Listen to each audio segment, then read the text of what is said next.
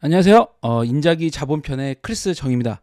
여러분은 어떤 맥주 좋아하세요? 저는 예전에는 이 하이네켄이나 이 킬리엄스 레드처럼 약간 좀 진한 맛이 나는 맥주를 선호를 했는데요. 뭐 요즘은 주로 집에서 마시다 보니까 깔끔하고 가벼운 이 라거 스타일의 맥주를 선호를 합니다. 그래서 이 버라이트나 이제 블루문, 뭐 코로나 같은 맥주를 좀 마시는데요. 최근 미국 맥주 업계에서 엄청난 일이 벌어졌습니다. 바로 22년 동안 이 철권 통치를 휘두르던 버드라이트이 몰락한 건데요. 이 몰락이라고 해야 될지 모르겠지만 물론 잠깐 휘청인 걸 수도 있겠죠. 이 버드라이트는요. 정말 미국인들의 최애 맥주입니다. 어딜 가나 집에서나 야외에서나 편하고 쉽게 마실 수 있는 맥주의 대명사죠. 이 버드라이트는요. 무려 20년이 넘게 미국 맥주 판매 시장에서 1위를 차지하고 있는 브랜드입니다.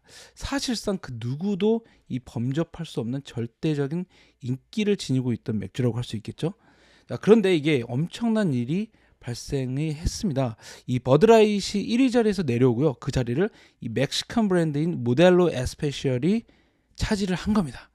맥주업계는 난리가 났죠. 과연 이것이 일시적인 현상인가 아니면 추세일까 하는 것이 바로 가장 큰 쟁점입니다. 물론 이 버드라이트이 아무 이유 없이 권좌해서 내려온 건 아니에요.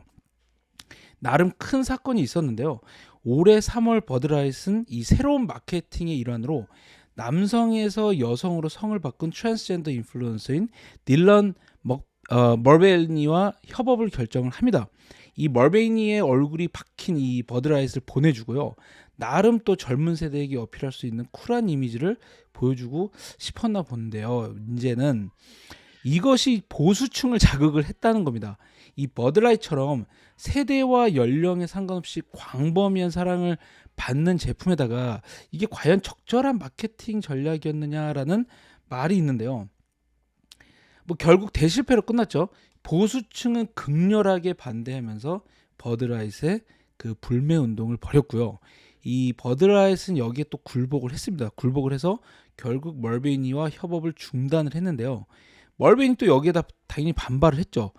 결국 보수하고 진보 그 어느에게도 인정을 받지 못하고 미움만 사는 최악의 결정이 됐습니다. 이 결국 버드라이트는 2001년 이후 맥주 판매 1위를 지키던 절대 권력의 자리에서 내려왔는데요. 이 버드라이트의 4월 매출은 전년 동기 대비 무려 25%나 감소했고요. 시장 점유율은 22년 만에 처음으로 2위로 추락을 했습니다. 물론 여기에 또 수혜를 본 맥주 브랜드가 있어요. 바로 모델로 에스페셜. 이 멕시칸 브랜드의 맥주로 이제 상쾌하고 깔끔하면서 가벼운 스타일의 라거라고 합니다. 이 많은 사람들이 좋아하는 대표적인 멕시코 스타일의 맥주라고 하면 이 코로나를 꼽을 수 있을 텐데요. 코로나 역시 가볍고 또 상큼한 매력의 맥주라고 할 수 있겠죠.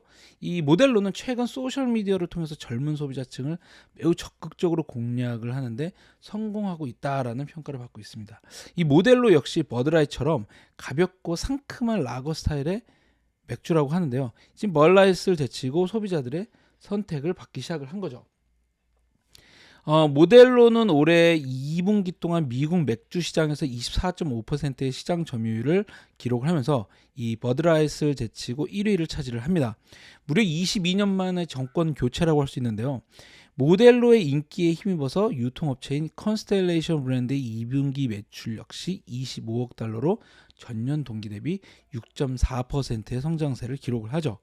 재밌는 건 사실 모델로는요. 버드라이스의 모기업인 앤하우저부시 인베브, 즉 AB 인베브가 소유하고 있었다는 사실입니다. 2012년에 세계 최대 주류업체인 AB 인베브는요.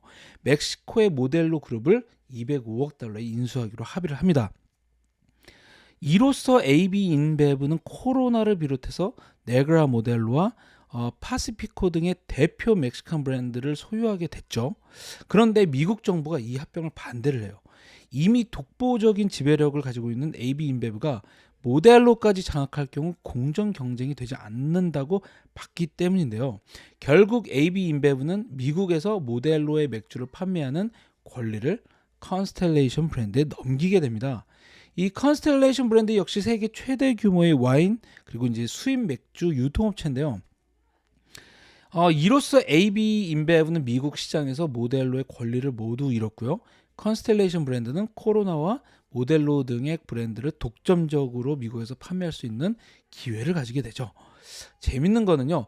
전체 매출의 85%를 맥주에서 창출하고 있는 컨스텔레이션 브랜드의 매출이 이후에 급속도로 성장하기 시작했다라는 점입니다. 이 컨스텔레이션 브랜드의 순 매출은 2014년도에서 2024년까지 무려 94%가 증가를 했는데요. 물론 멕시칸 맥주의 선호도가 미국 소비자들에게 제대로 먹혔다는 것이 가장 큰 이유가 될 겁니다. 코로나는 그 특유의 상큼함과 깔끔한 맥이 매력적인 맥주인데요. 이 라임과 곁들여 마시면 또 그 풍미가 배가 되죠. 특히 이 상큼한 라임향 덕분에 이제 여성들이 선호하는 맥주이기도 한데요.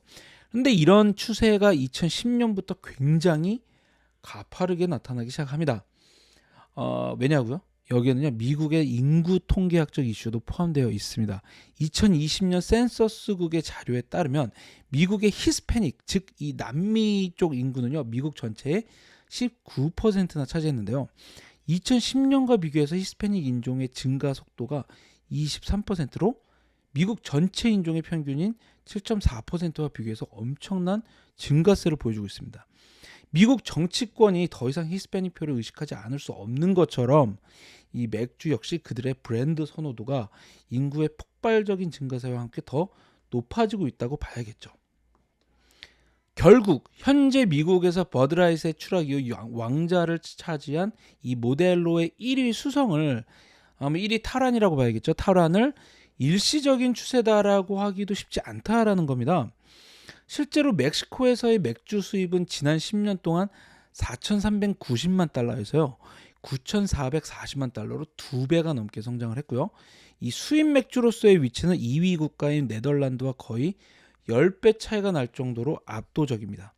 특히 이 모델로 에스페셜의 경우 처음 소개된 이후 41년 동안 37년을 두 자릿수의 가파른 판매 성장 속도를 기록할 정도로 지속적이면서도 뜨거운 사랑을 받고 있다라는 거죠. 여기에 투자자로서 이제 모델로의 판권을 가지고 있는 컨스텔레이션 브랜드에 관심을 가질 만한 이유는 또 있는데요. 바로 이 구조 개혁이 지금 한창 진행 중이다라는 겁니다. 컨스텔레이션 브랜드는 모델로가 1위를 차지하면서 이 출하량이 2분기에 7.5%가 증가했고 매출은 전년 대비 이제 11%가 증가를 했는데요.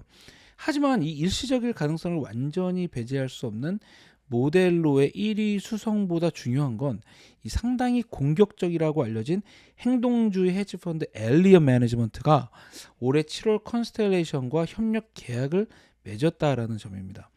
이 엘리엇 매니지먼트는 다들 아실 수도 있겠지만 명성이 굉장히 높은 혹은 한국에서는 악명이 높은 행동주의 펀드인데요. CNBC에 따르면 엘리엇의 폴 싱어가 지금 컨스텔레이션의 지분을 10억 달러가 넘게 보유하고 있을 것이다 라고 전망을 하고 있어요. 이 엘리엇의 개입 이후에 컨스텔레이션은 이사회 규모를 11명에서 13명으로 늘렸습니다. 물론 엘리엇이 지명한 인물로 말이죠. 그리고 이제 주가를 끌어올리기 위한 구조 개혁 이제 작업에 돌입을 했는데요. 가장 중요한 점은요. 컨스텔레이션 브랜드가 이미 기업 지배 구조를 개선하는 작업에 돌입을 했다라는 겁니다. 지난 11월에 다수의 의결권을 지닌 슈퍼 보링 클래스 B 주식을 없앴는데요. 이걸 통해서 이제 창업자 일가의 강력한 지배력을 효과적으로 지배했다라는 평을 받고 있습니다. 여기에다가 지난 2018년 40억 달러 인수해서 그동안 상당히 손실을 보던 대마초 회사죠. 캐노피 그로스의 지분을 11억 달러에 상각하면서 손실을 인식을 했고요. 그동안 컨스텔레이션 브랜드는 이제 견고한 매출 성장세를 보였지만 그럼에도 이익을 제대로 챙기지 못했다라는 평가를 많이 받았는데요. 이 공급망의 붕괴에도 영향을 주긴 했지만 경영진이 이 자본 배분을 제대로 못했다는 비판이 많았어요.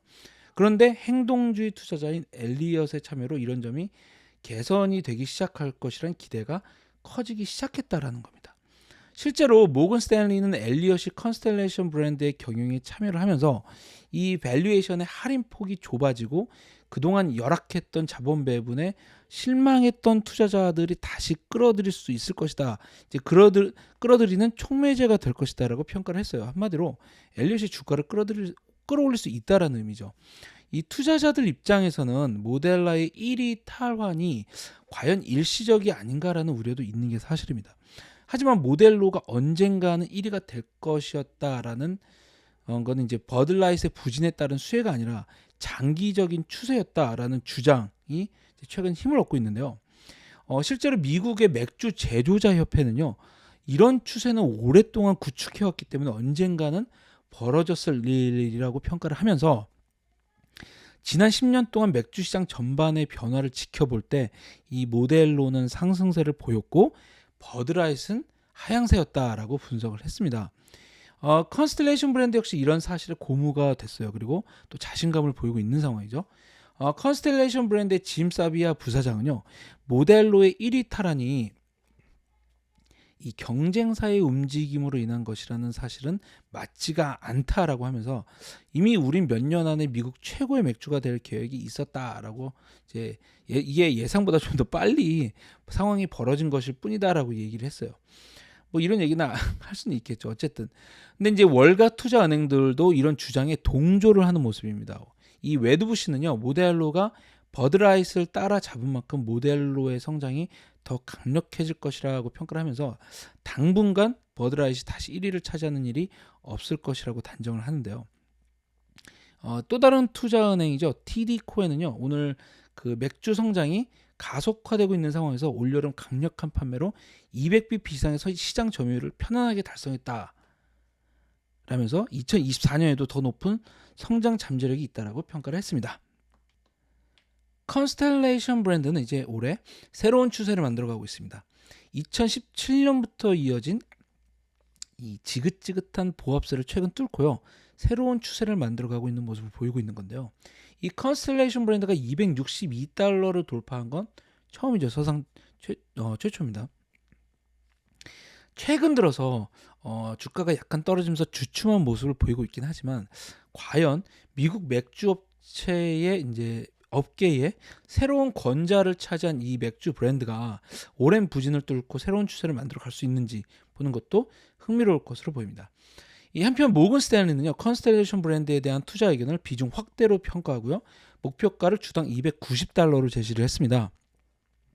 DD 코엔의 경우 이제 투자 의견을 중립에서 매수로 상향하고요, 목표가를 $300로 업그레이드를 했습니다. 특히 잠재적인 촉매제로 컨스텔레이션이 와인 및 주류 사업 일부를 매각할 가능성이 있다고 이제 주장을 했는데요. TD 코엔에 따르면 이번 이제 매각을 하게 될 경우 $40억 이상의 추가 이익이 나타날 수 있고 해당 부분에 대한 부담도 제거가 돼서 이 STG의 주가 배수도 더 높아질 수 있을 것으로 기대된다는 전망입니다. 네, 오늘은 미국 맥주업계의 새로운 왕자를 차지한 모델로와 그 유통사인 컨스텔레이션 브랜드에 대해서 알아봤습니다.